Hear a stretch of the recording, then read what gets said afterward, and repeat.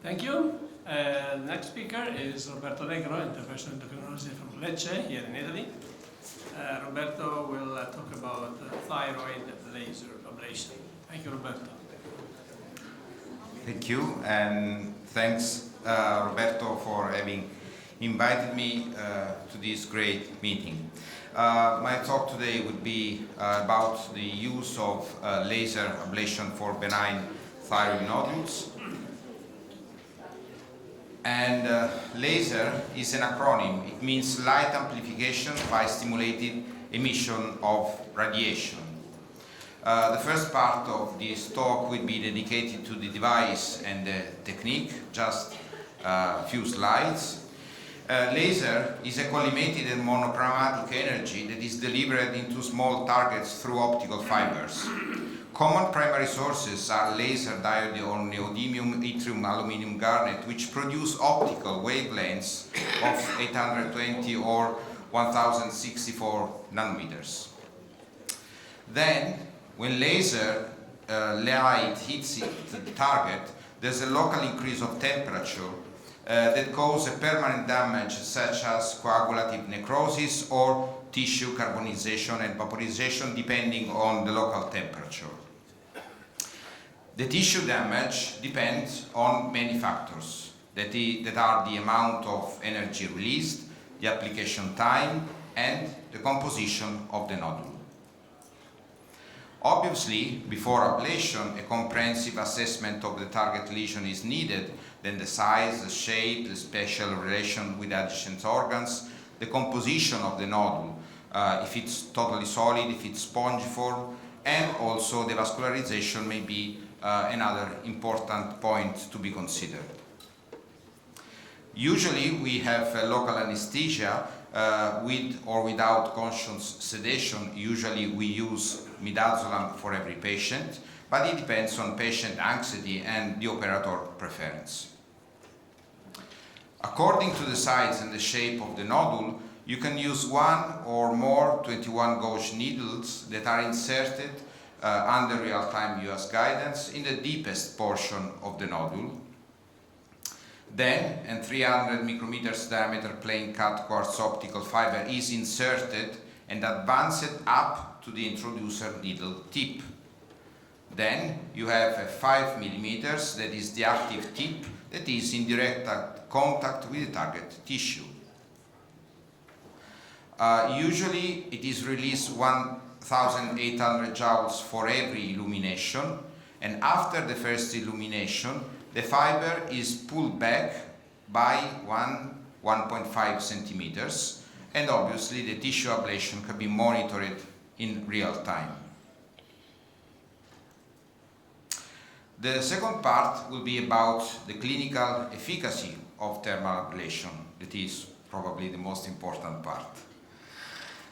This is a pivotal study that was published by Enrico Papini in 2007. It is an historical study, but it is important to cite this study because this was the first who compared laser ablation with suppressive TSH treatment with levothyroxine and no treatment.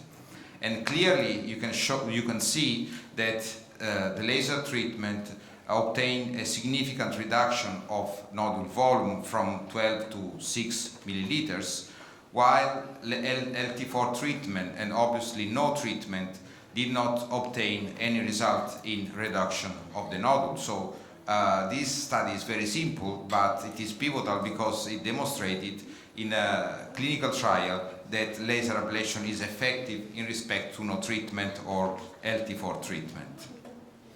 The second study I want to show you is a study by Roberto Valcavi, and also this study that is old because it was published in 2010, but it is a very important study because in this study, if you read well, you can see that you can find everything is necessary for your knowledge in laser ablation.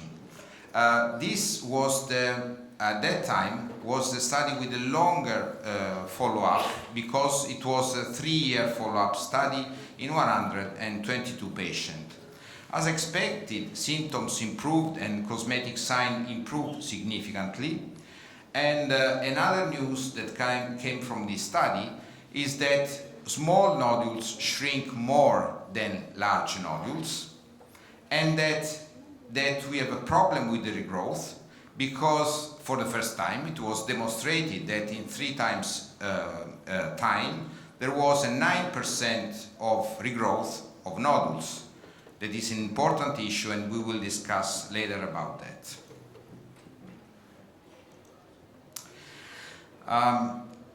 This is another important study, and this study is important because it collected the record of 1,500 consecutive laser-treated nodules in 1,531 patients from 8 Italian thyroid referral centers. So this is a retrospective study, and the aim of the study was to evaluate the efficacy of the treatment, and the treatment was effective because the mean volume was 27 at baseline and 8 ml at 12 months later. Obviously, symptoms improved from 49 to 10%, and also cosmetic sign ameliorated. And the other important news that came from the study was that the rate of complication was very, very low, and the most frequent complication was a transient voice change. It means that in skilled hands, thermal ablation is very safe. And this is a meta-analysis that compared the efficacy of thermal ablation versus radiofrequency ablation. The author is Pierpaolo Trimboli, and he looked at a study with a follow-up longer than 2 years. So the result was that evaluating 12 studies for RFA and 12 studies for laser ablation, the mean reduction for laser ablation was about 50%, whereas the mean reduction for radiofrequency ablation was 75%, and the result was stable over the time. And this is instead a real-life study, because this study collected the data of about 400 patients from several Italian centers, and also the study compared the volume reduction ratio of laser ablation versus radiofrequency ablation. The follow-up was the longest you can find, 5 years, and again the study demonstrated that you can obtain about a 55% reduction with laser and 75% reduction with radiofrequency ablation. In this slide you can see the data of the 76 patients that were used for the propensity score matching. So in this slide you can see the result of patients that were matched for age, sex and volume of the nodule. So these data are totally consistent. And on the contrary, you can see here another study from another group in Italy whose first author is Giovanni Gambelunghe, who published the data of his patient in a 10-year follow-up study. And his result was that the baseline volume was 17 ml, and he obtained a reduction of thyroid volume by 68, 66, 59 and 59%. So there's a reduction obviously consistent of the nodule, and a slight increase in regrowth in the 7 and 10 years. But he obtained excellent result. And from the same group evaluated the effect of laser in very large benign thyroid nodules with a 4-year follow-up. It is a retrospective study that evaluated 24 patients. In these 24 patients had the mean volume of the nodule that is 138 milliliters. 75% underwent 2 sessions and 16.7% underwent 3 sessions. And the result of this study is that as the pretreatment volume is very elevated, he obtained a huge reduction of the nodules that was 81% at 1 year and 80% at 4-year follow-up. And just 2 out 24 of patients, that means 8.3%, regrowth more than 50% and went to surgery. So a brilliant result. The third point I want to discuss with you is the risk of regrowth. That is an important issue because one of the main aims of thermal ablation in general is to resolve the problem of the patient, possibly just in one session. And as Roberto Valcavi said before, the aim is to ablate as much as possible the nodule to avoid the regrowth. And in the study that I've already mentioned, whose first author is Stella Bernardi, it was a 5-year result of RFA and laser-treated nodules. And in this study that evaluated about 400 patients, the regrowth was defined as a 50% or more increase compared with the previous smallest volume at US examination, that is the standard definition for regrowth. In this real-life study, we observed a 28% regrowth, and of these patients, 18% underwent a second procedure. The second procedure was in the majority surgery. This 28% of regrowth was composed by 2 groups.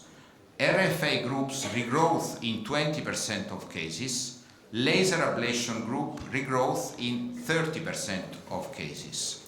And another news that came from this study was that the baseline volume cutoff that best predicted the need of retreatment for laser was 15 milliliters. That means, in other words, that if you treat with laser nodule that exceed 15 milliliters, increase the risk of regrowth. Then it is better to treat nodules less than 15 milliliters. This is an important news from this study.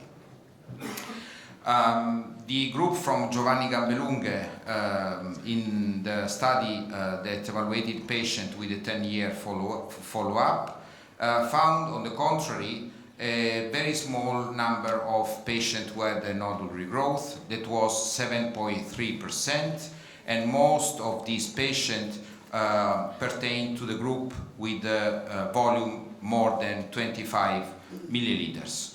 But this data is discordant with the higher percentage of regrowth that I've shown you before. An important point that can be observed is the volume reduction ratio that you can evaluate 12 months after thermal ablation. When you evaluate the nodule 12 months after thermal ablation, you can judge the success of your thermal ablation. And in terms of regrowth, the point simply is that if the volume reduction ratio is more than 50%, then the rate of regrowth is 20%.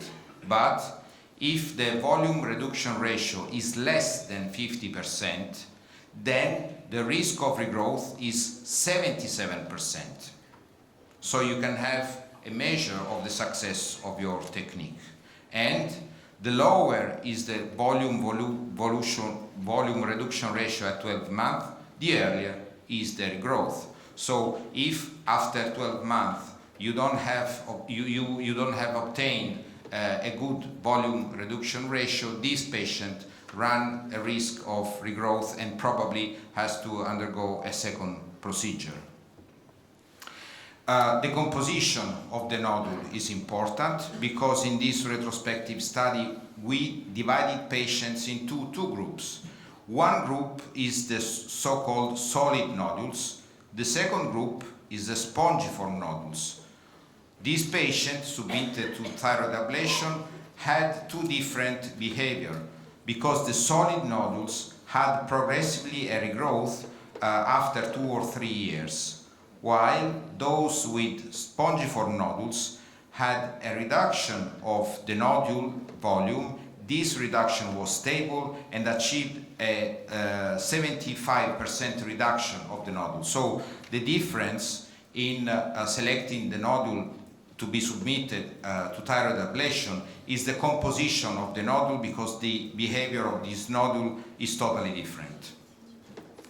It is important the energy to be released, because if you release 1,400 joules for ml, if you release 1,400 joules, the ablation area is more or less the half than in the case of you release 1,800 joules. So it is important to release an adequate amount of energy. That means in clinical practice that you have to deliver about 500 joules per ml to obtain a good result in terms of reduction of the volume. As a conclusion, laser ablation is effective in reducing the volume of benign nodules by about 60%. The shrinkage is stable over the time, but to limit the rate of regrowth, a careful selection of the nodule volume, so possibly less than 50 milliliters, and the composition nodule spongiform is mandatory. That means that if laser is properly used, it is effective and is cheaper than other device, but it should be used not for all the nodules, not for large nodules, not for solid nodules, preferably for nodules that are small or medium, and possibly for spongiform more than solid nodules. Thank you for your attention.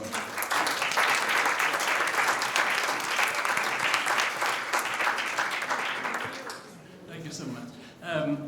Are there questions for Roberto? His conclusions seem to be very clear, absolutely clear, and I thank Roberto for that.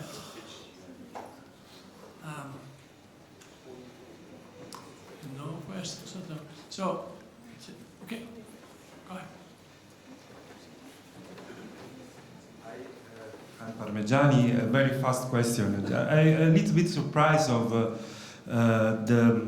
your conclusion that the spongiform nodes are better than, because I believe laser ablation, it works with chromatophore, and it goes on the chromatic of the red.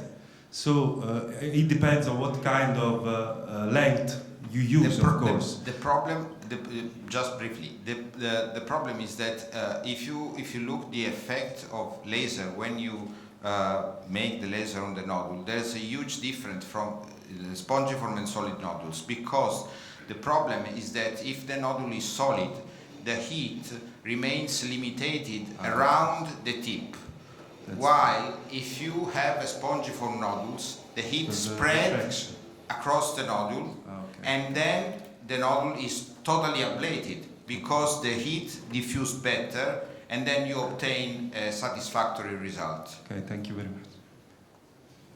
So the size is important and the consistency of the nodule. Yes, the sense of this talk is that I don't think that one technique is superior or inferior, better or worse than another.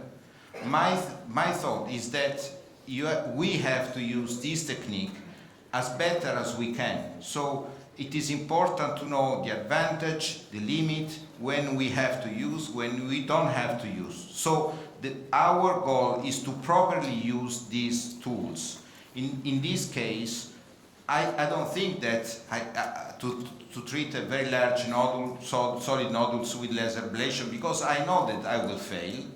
But if I have a small nodule that is spongiform and I can save money and time for the patient, then I can use a tool that is less, it is less expensive and more easy to use to resolve this problem. Thank you. No more questions?